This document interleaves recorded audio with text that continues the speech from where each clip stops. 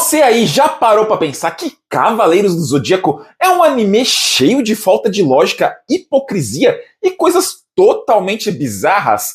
Pois é, hoje eu, Malevogia, vou trazer pra vocês aí as maiores faltas de lógicas e bizarrices desse nosso querido anime. Mas antes de mais nada, quem puder, já vai deixando aquele like maroto aí no vídeo, deixa um comentário e não se esqueça de compartilhar esse vídeo aqui com aquele seu amigo ou amiga que adora Cavaleiros do Zodíaco. Ah, e não se esqueça de se inscrever no canal. Agora, sem mais delongas, bora pro vídeo! Você já percebeu essa grande falta de lógica e hipocrisia do Shiryu de dragão? Com certeza, todo fã de Cavaleiros do Zodíaco vai se recordar aí daquela luta épica entre o Seiya de Pégaso e o Shiryu de dragão lá no começo do anime durante a Guerra Galáctica. E durante essa luta entre o Seiya e o Shiryu, simplesmente o Seiya ele ficava atacando e ele não conseguia desferir ou acertar nenhum golpe no Shiryu de dragão, pois o Shiryu se defendia usando o poderosíssimo Escudo do Dragão. Bom, e segundo o próprio Shiryu de dragão, né, o seu escudo era indestrutível, pois ele ficou lá centenas de anos sendo banhado pelas águas da Cachoeira de Rozan, que deram a ele uma incrível durabilidade, deixando ele praticamente indestrutível. E simplesmente, né, o escudo indestrutível foi destruído. E detalhe, né, foi o próprio Shiryu de dragão que destruiu o seu próprio escudo. Eu não sei, né, como que ele foi capaz de cair naquele golpe do Seiya, que simplesmente ele próprio conseguiu golpear o seu próprio escudo. Sério, isso daí foi simplesmente bizarro demais. E é lógico que a gente não vai tirar aqui o mérito do Seiya também, né? Porque afinal de contas o Seiya pensou, já que ele tem o escudo indestrutível e a arma, né, a lança perfeita, eu vou jogar aquela poderosíssima arma contra o escudo indestrutível. Ou seja, ele acabou fazendo o Shiryu se atacar e destruir o seu próprio escudo. E esse escudo é simplesmente a maior hipocrisia que existe, né? Pois afinal de contas, o escudo indestrutível do dragão é o escudo que mais é destruído nesse anime, né? Afinal de contas, em qualquer luta do Shiryu, o seu escudo é destruído. Olha só, eu tava pensando aqui, eu acho que deve ser por isso também que o Shiryu, em algumas lutas, né, ele já vai logo tirando a sua armadura, né? Pois sabe que seu escudo de cristal, esse escudo de vidro, já vai logo quebrar, né? Então, para não tomar esse prejuízo de quebrar o escudo, ele já vai logo tirando a armadura, né?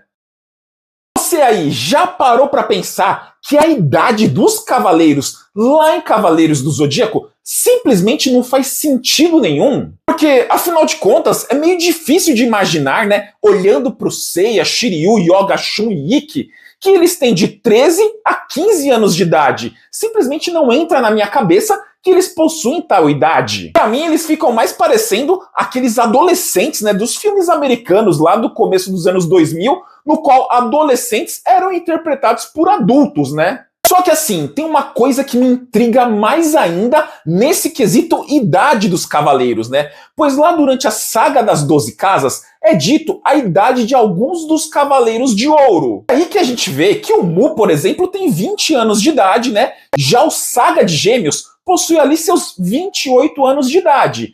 Já o Shura de Capricórnio possui 23 anos de idade.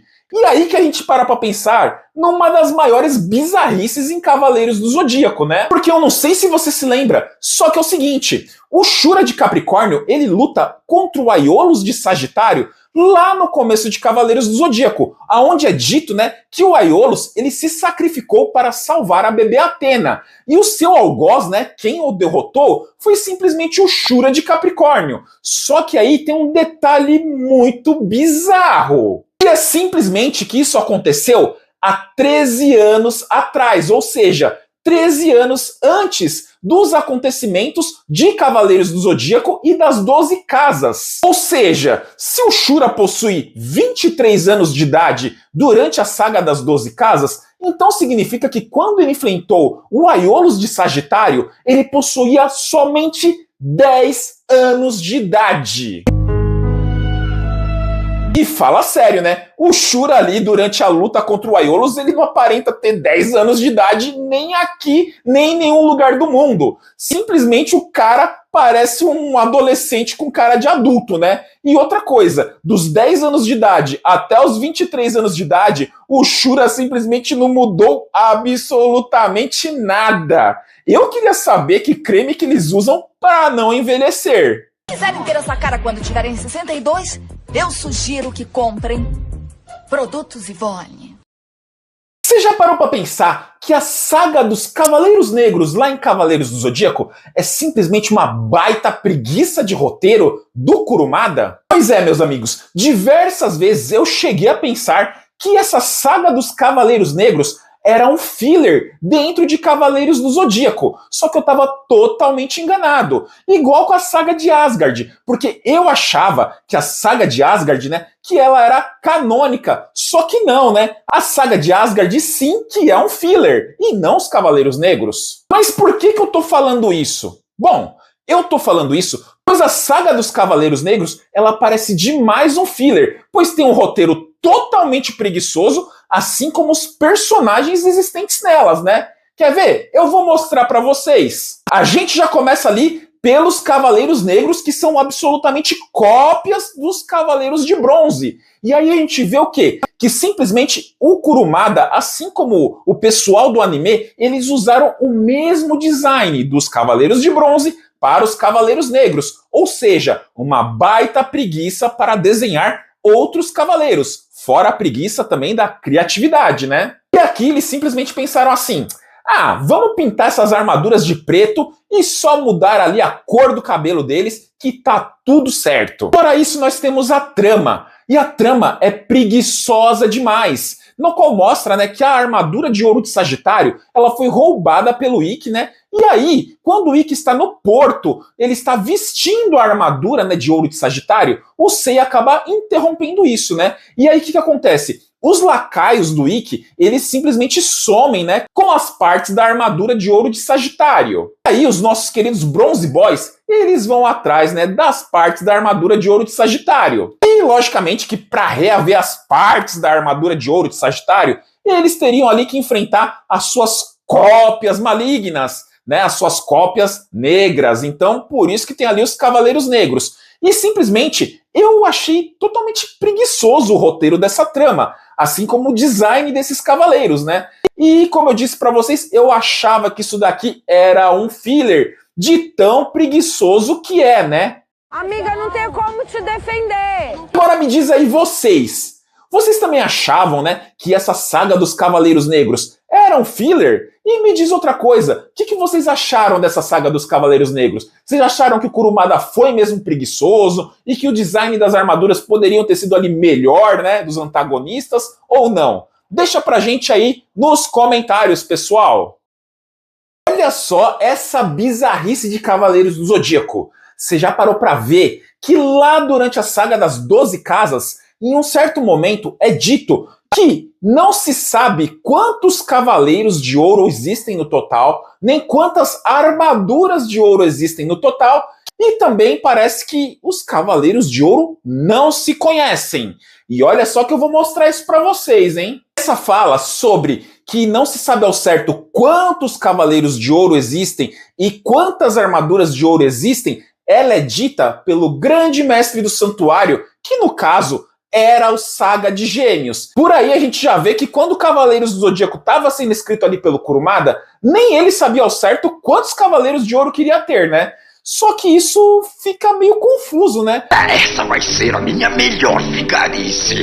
Porque quando começa a Saga das 12 Casas, simplesmente mostra aquele mapa, né? Contendo ali as 12 casas do Zodíaco, né? E além disso, lá no topo, o Salão do Grande Mestre. Então, assim, como que ele pode ser o grande mestre do santuário e simplesmente ele não sabe, né, a estrutura do lugar que ele mesmo comanda, né? Ele não sabe quantas casas existem, não sabe quantos cavaleiros de ouro existem. Isso simplesmente é bizarro e não faz sentido nenhum. Olha só, pra piorar, o Aldebaran de Touro em certo momento diz que ninguém sabe o rosto, ninguém conhece o Cavaleiro de Ouro de Gêmeos.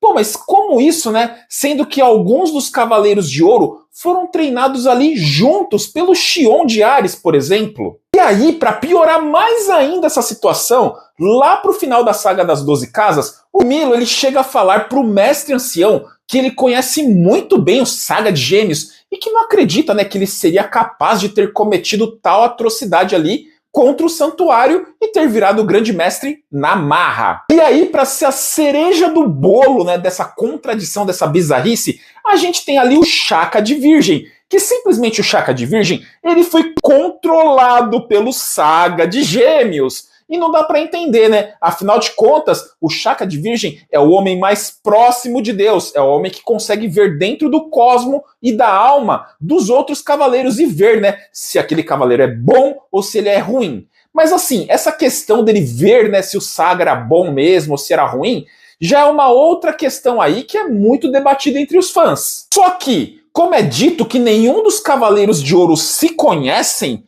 ele simplesmente chega a detalhar sobre o Saga. Fala que o Saga possui duas faces, uma boa, uma ruim, que ele era um cavaleiro honrado e tudo mais. Mas, afinal de contas, como que ele sabia disso, se é dito que nenhum dos Cavaleiros de Ouro se conhecem? Olha, eu vou falar pra vocês, Cavaleiros do Zodíaco tem bizarrice demais, tem contradição demais, viu? Eu vou ficar doido daqui a pouco de tanta contradição. Olha, eu não sei se sou só eu, mas você já parou para pensar como que o grande mestre do santuário faz para beber o seu vinho? Eu tô perguntando isso porque simplesmente em várias cenas de Cavaleiros do Zodíaco é visto, né, que o grande mestre do santuário, que no caso era o Saga de Gêmeos, ele simplesmente usava o quê? Aquela máscara que cobria todo o rosto dele, né? E aí em diversas cenas é mostrado ele sempre com um copo de vinho. E aí eu simplesmente fico perguntando, mano, como será que esse cara faz para tomar um vinho? Será que ele toma de canudinho? Ou será que tem um buraco na boca da máscara na qual ele vira e o vinho cai na boca dele?